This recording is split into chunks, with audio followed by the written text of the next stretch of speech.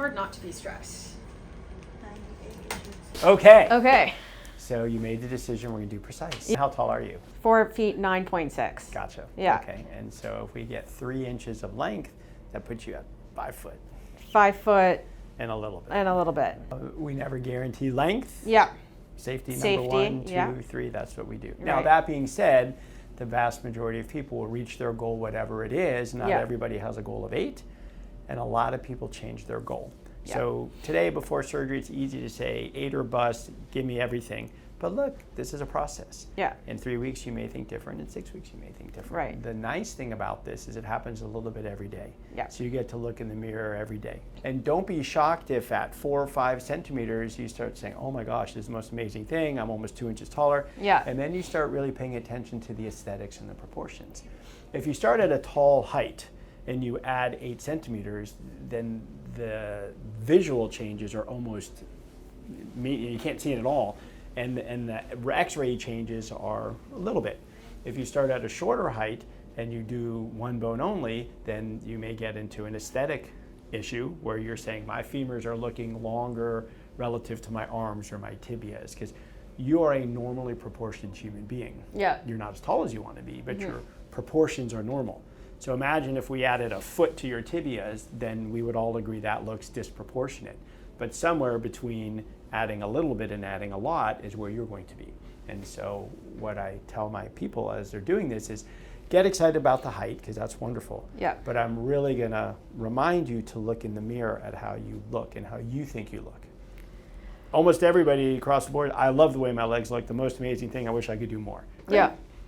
Occasionally someone says, wow, I know, I'm glad you said this. I've heard people, because I'm not one to care about the aesthetics part of it. Today. This is a fluid process. Yeah. You're allowed to change your mind and your priorities. Yeah. I'm just saying it again so you hear it. Yeah. Because it's a lot of stuff. Yeah. This is not something to be taken lightly. You've been thinking about this a long time. You know all this, but this is the first time I'm in front of you, so it's important you hear it from me as well.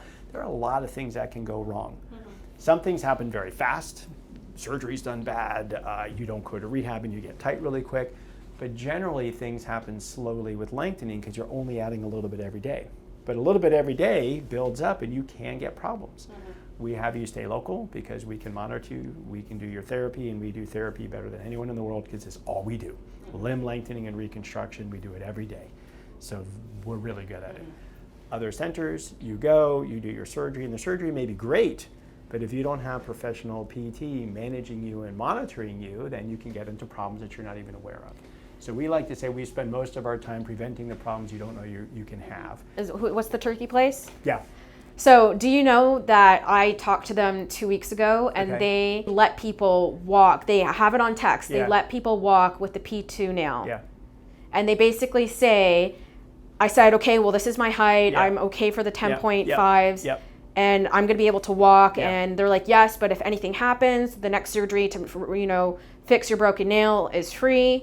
We'll take care of you. Like, there's 50% of those people are like, everything you're seeing on the videos is the success stories, but what you're not seeing are the people who broke their nails or can't walk, or the people who got sent Just 'cause here. it's free, who cares? Right. I like hearing that from a scientific point of view because it proves what we know, that the rods are stronger than we think. But this hardware isn't designed for infinite use. It's designed, it's very good at lengthening. It's not very good at lengthening and full weight bearing. That's not what it's designed to do. That's not what it's tested to do.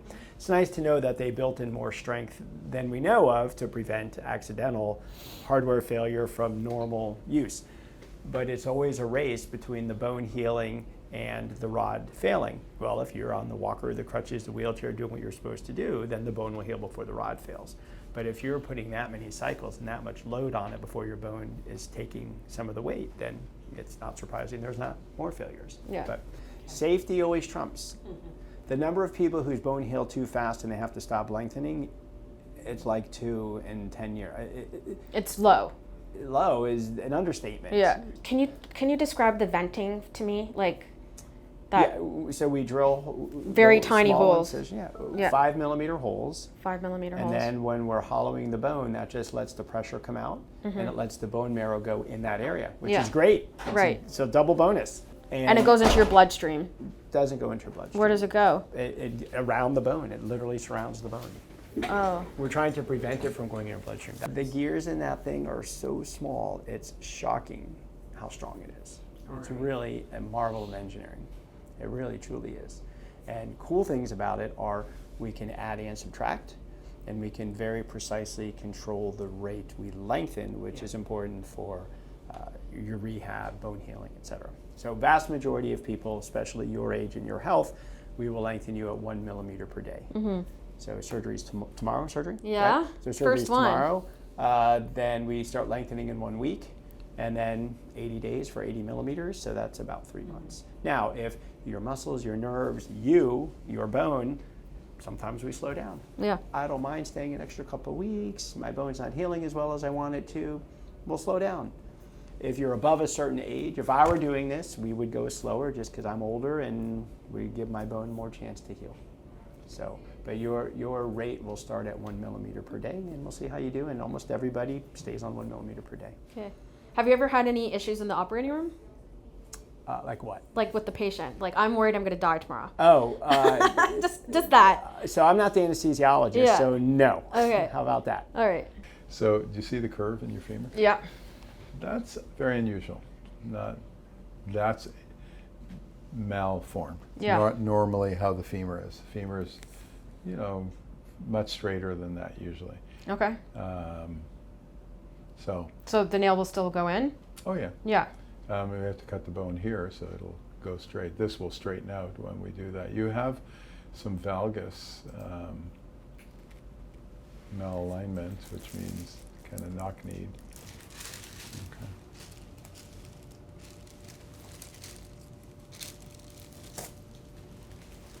Okay. We'll get you to lie face down.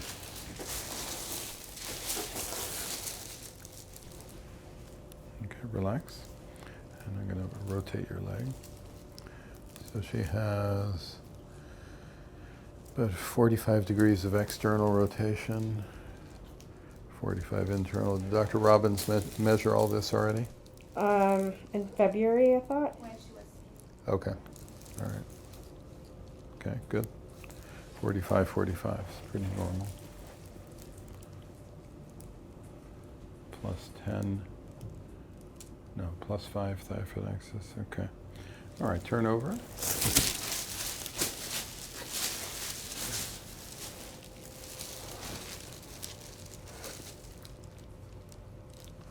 Yeah, you tend to lie very external here, but I don't.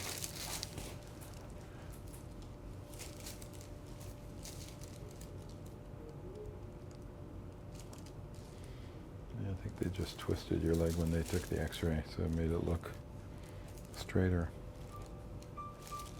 But you are a little bit knock-kneed on both legs. You're probably aware of that. Nope. No? Nope. No one has ever said. Knock-kneed means you can't bring your ankles together. See, your knees touch. Yeah. Your ankles are more than a hand's breadth apart. So, so that's. But part of that knock-kneedness is that curve in the femur. So Got it. that will improve to some extent by putting the rod in, and it'll cause some straightening of the bone. Will that affect my hips? And only in a positive way, Okay. not a negative way. So that's a good thing. Okay. Okay. Not too tight. Good. All right. Yeah, you're pretty loose. Okay. Find your side. On my side like this? That way.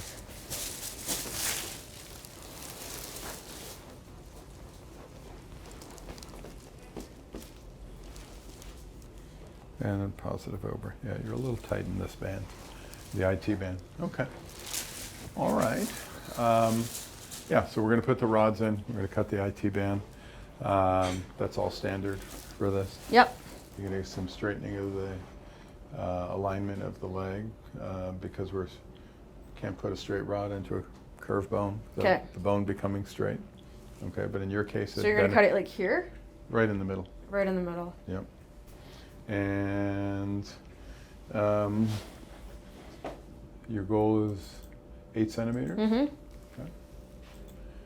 So, let's see, 350, okay.